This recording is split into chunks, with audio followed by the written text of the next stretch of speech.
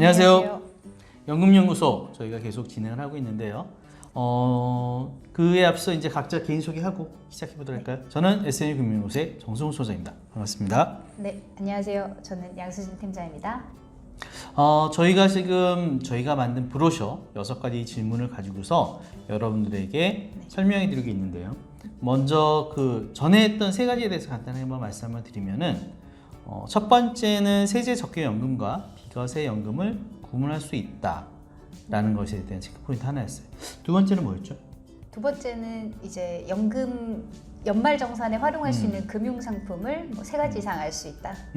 맞아요. 그리고 저희 세 번째로는 어떤 연금이 소득공제 된다는 것을 알고 있다라는 내용이었습니다. 그러면 이제 오늘 할 내용 질문 한번 아름다운 목소리로 한번 얘기해 주시죠. 네.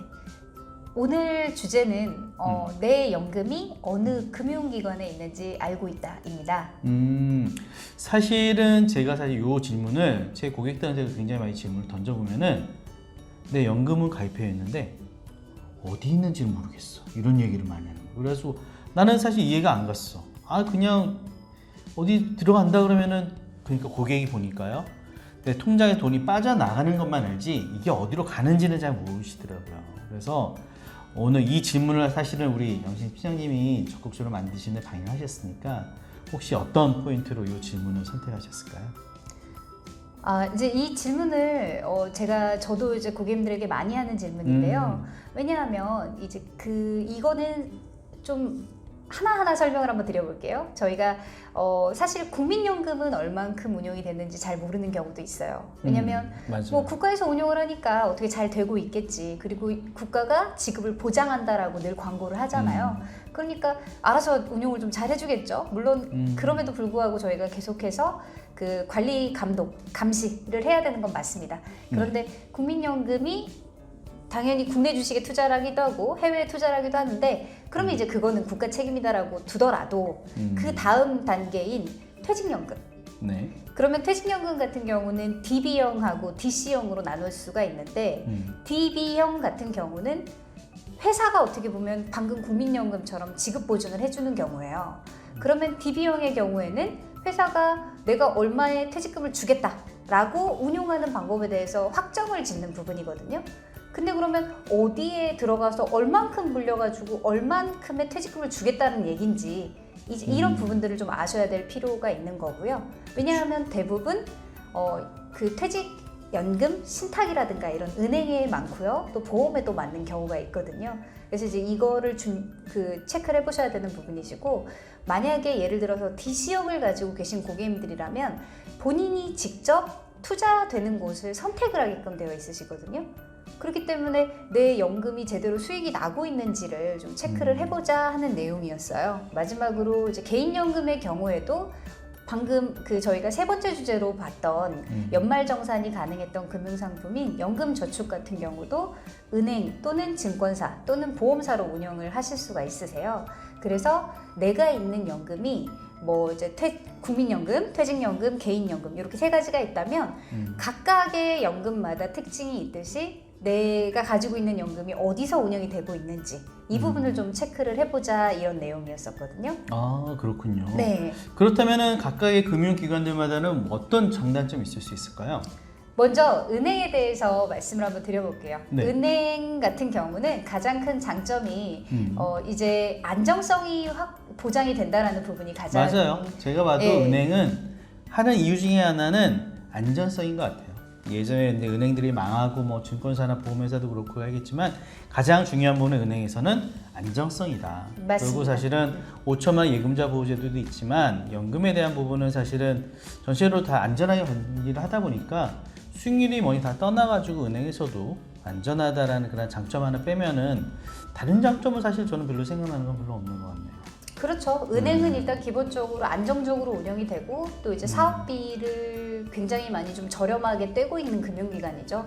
이제 그렇다 보니까 이율이 많이 안 나더라도 좀 안정적으로 갈 수 있는 그런 장점이 있는 곳이 은행이라고 할 수가 있겠습니다. 알겠습니다. 그러면 보험사는 한 그 중간 정도 될까요? 보험사는 일단 기본적으로 이제 고객님들께서 조금 뭐 그것 때문에 안 좋아하시기도 하지만 보험사는 기본적으로 이제 사업비라는 부분이 좀 있어요. 은행과는 다르게. 그래서 은행보다는 조금 더 높은 사업비를 떼고 있기 때문에 초기에 해약을 하셨을 때 좀 손실을 볼 수 있는 위험은 있죠. 하지만 은행보다는 조금 더 공격적으로 운영을 하고 있거든요. 그래서 은행이 한 2%대의 어떤 수익률을 목표로 하고 있다면 보험회사 같은 경우는 한 3, 4% 정도의 수익률을 목표로 운영을 하고 있어요. 그래서 뭐 그 은행에서 주로 하는 상품이 국채랄지 이런 굉장히 안정적인 상품을 한다라 그러면 이제 보험회사에서는 그거보다는 조금 더 이제 그 투자의 색깔이 있는 상품을 활용을 하고 있죠. 그렇죠. 또 더불어서 좀 추가적으로 말씀을 드린다면 보험사는 원래부터 장기적으로 상품을 운영하는 데 있어서는 장점을 가지고 있긴 했었어요. 만기 시점에 원금 이상은 보존이 된다라는 측면과 그 다음에 내가 연금을 수령하는 데 있어서 종신토록 납입해 줄 수, 연금을 지급해 줄 수 있다라고 얘기하고 있기 때문에 그런 측면은 뭐 보험사의 뭐 장점이 될 수도 있겠다라는 생각이 들어요. 자, 그렇다면 이제 마지막 이제 증권사는 어떤 장단점이 있을 수 있을까요? 이제 증권사 같은 경우는 아무래도 조금 더 투자 방식이 다양한 부분이 장점이 될 수 있을 것 같아요. 대신에 은행이나 보험처럼 예금자 보호가 되는 형태는 아니고 원금에 대한 손실을 입을 수도 있다는 게 최대의 단점이 될 수가 있겠죠.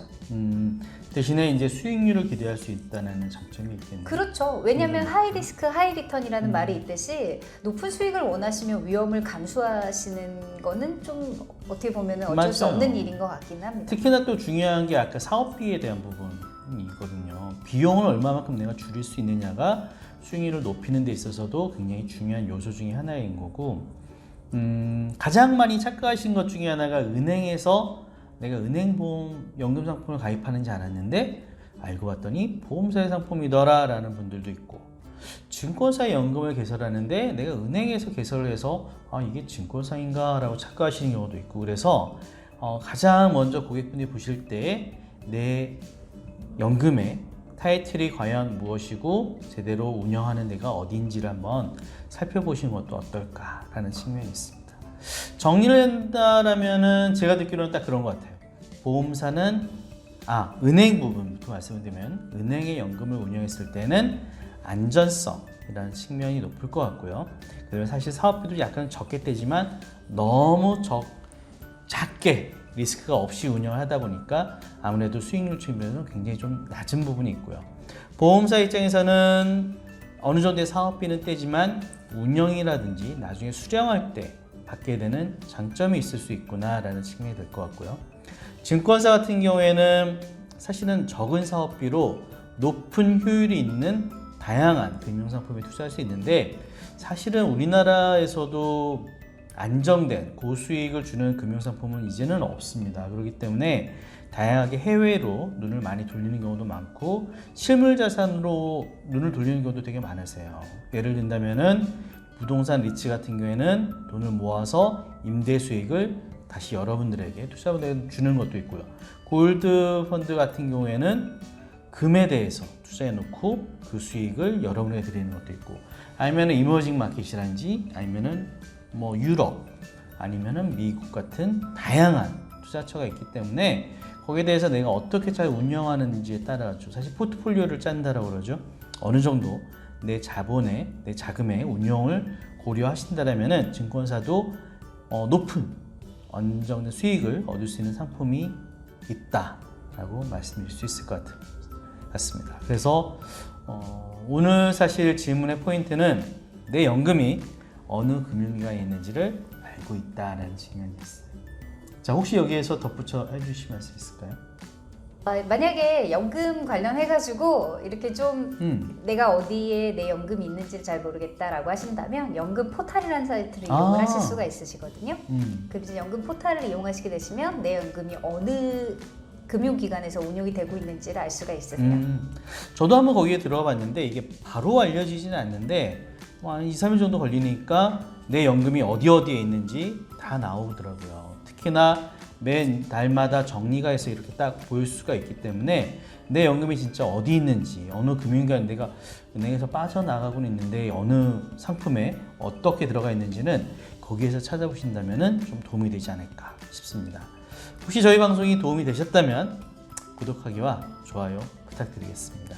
여러분의 참여로 저희가 내용들을 꾸미고 있습니다. 댓글로 듣고 싶은 이야기 나누었으면 좋겠다 싶은 주제들 담아주신다면 저희가 준비해서 여러분께 찾아뵙도록 하겠습니다. 오늘도 함께해 주셔서 감사합니다. 수고하셨습니다.